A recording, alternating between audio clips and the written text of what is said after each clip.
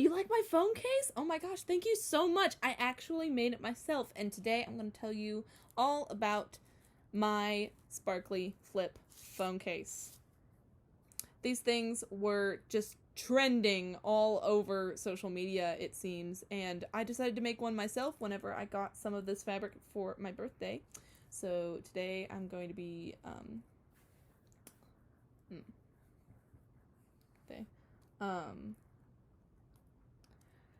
Alright, the first thing to know is that this stuff, you can buy it. You can buy this stuff. They're usually just called Flip Sequins.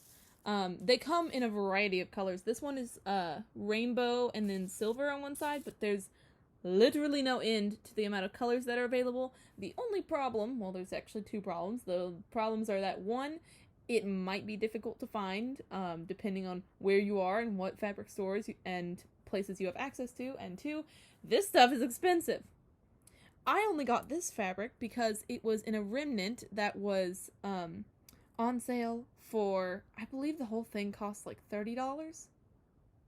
I believe it cost like $30, and that was half price for a remnant of this, which was some amount of yards. I don't remember how much. But this is my phone case. I'm going to take it off of my phone now and show you all how it works. Oof, getting a few little fuzzies on there.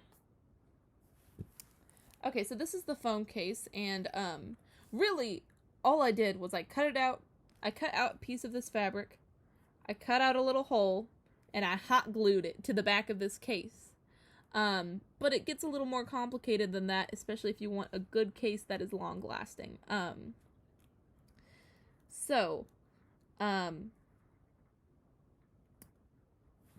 Oop.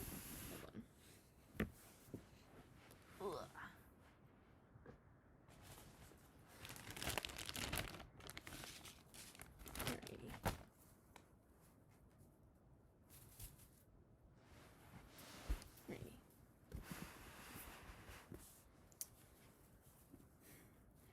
This is what a larger sheet of flip sequins looks like. This is sort of what the fabric looks like. This is like a silky sort of part. And this is what the sequins look like. And the back, you can look at the back and see that it has all of those sequins threaded on there. But the way that you cut this and save yourself a lot of trouble and, the way that you cut this and save yourself a lot of trouble and a lot of mess is to cut with the sequins, meaning flipping them out of the way if you are cutting horizontally, or seam ripping them out of the way if you are cutting them vertically. It can be a pain, but I promise it'll make your life easier and your fabric scissors will thank you.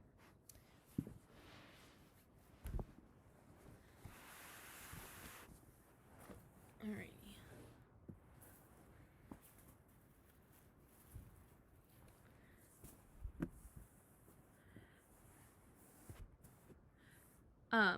So what they don't show you in a lot of these YouTube videos is that in order to cut this stuff, you've got to work with the fabric, and that means cutting, that means seam ripping some sequins and using your best fabric scissors.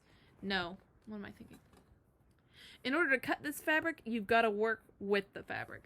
So, what you need to cut this fabric is a seam ripper of some type. Here's this cheap green one. And also some fabric scissors. Now, see, when you cut horizontally, this is the way the sequins flip. So we have them going that way and then that way. So you could sort of say this is like the grain. When you're cutting horizontally, when you're cutting this way, all you have to do is sort of flip sequins out of the way, and you can get really precise about it since they're all just sort of lined up right next to each other. And it's difficult to see, but you can get really precise about it. You can see, maybe you can't see.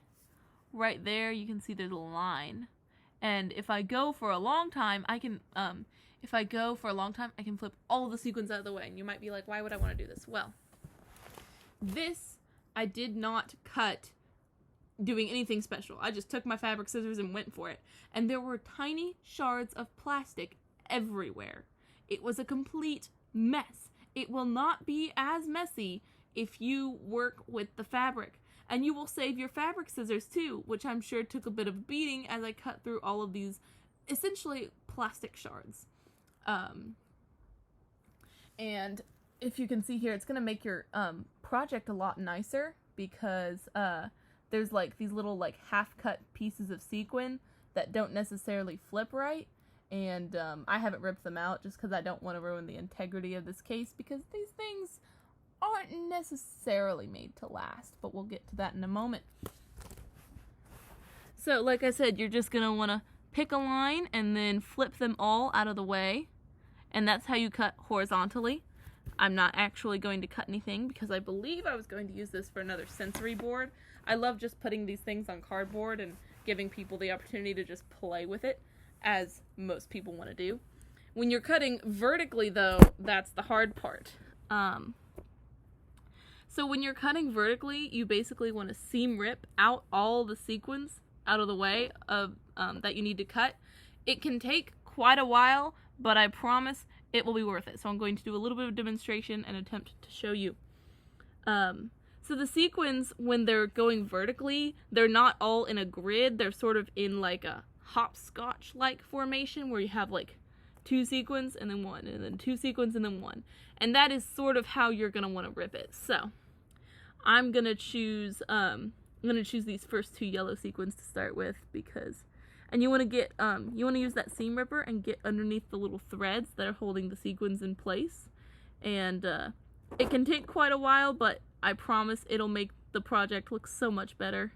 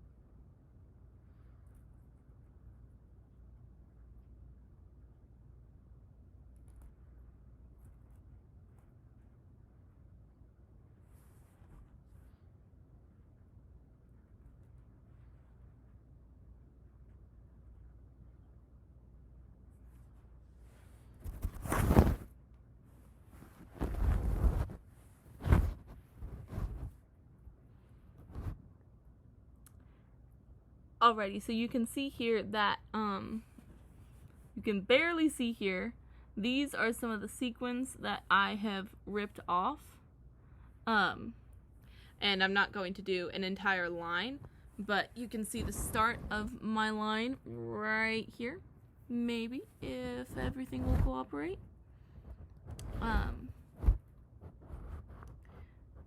Gosh, okay.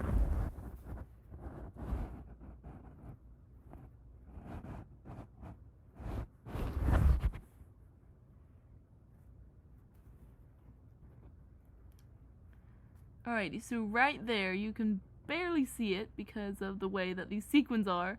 Maybe if I flip them up, you can see it better.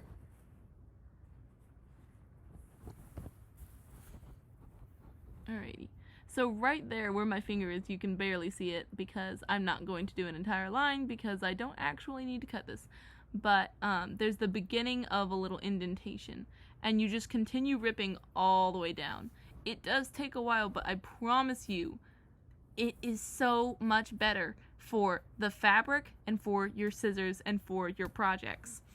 And so what you do is you flip along the horizontal lines, you flip them all out of the way, you cut along that line, and then you seam rip them all vertically, and you can cut out a square. And then if you want to do more complicated shapes, I've cut out a heart, and that was a little complicated, but it, I mean, they are in a semi-grid format, so you can sort of once you get your square cut out, if you want to do a more complex shape, that's where you use your scissors, and then you can sort of pick out the sequins that are cut in half and cut into little like tiny pieces and are still attached to the fabric. You can cut those out.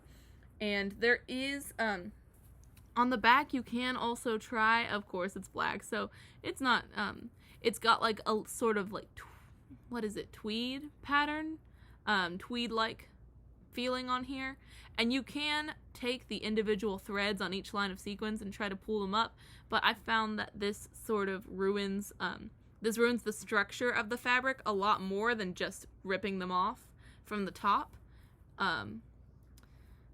And that is so I choose to just seam rip them. You can try to rip it all from the back and do it in one chain, but don't but then your fabric might get all wonky. And that is how to cut flip sequin fabric. And now we're going to get to the part of the video that you probably came for, all about making it into a phone case. So yeah, you're going to want to cut a hole for your phone. You want to use an existing phone case for your phone. I have this phone case that has gone through many iterations. It's a clear plastic case, and at first I got it because I really enjoy the sort of like coral details. I love the details of my phone, and I love the clear plastic case because I could see them, but then the case started to yellow, and we had to deal with that. So I took a hot glue gun, and the first thing I did was just hot glue it down. But the problem with that is that hot glue will seep through the fabric and it will trap the sequins. So when you put anything on that fabric, it's sort of it's filled with lots of holes, and when you put the glue in these spots, I think some of the spots now the glue has sort of peeled away from this like plastic case. But so let me try and see if there's a spot where it's still attached. Yeah, over time the glue will peel away from the plastic case if you have one, and then you will be able to flip all the sequins. But before the glue peeled away, like this section right here was notorious. And you can also, if the glue doesn't peel away from the fabric backing or whatever, you can also you can go through and like individually pick up sequins out of the hot glue, and that will work too. You want to make sure to cut around your power and volume buttons and your little headphone jack. I'm actually considering whether or not I should have just used Mod Podge, because I'm just starting to experiment with Mod Podge as a glue, and as a glue it is like really instantly bonding. I'm surprised. I just have never had so much of it before, and this hot glue, you're gonna have to touch it up. I need to touch up mine because it does start to peel, especially from a plastic case. It might work different if you have a different material, but whatever plastic this is, hot glue doesn't really like it. So there's that part right there. There's that part right there, which of course the clickbait videos won't show you. It is still a cool phone case though.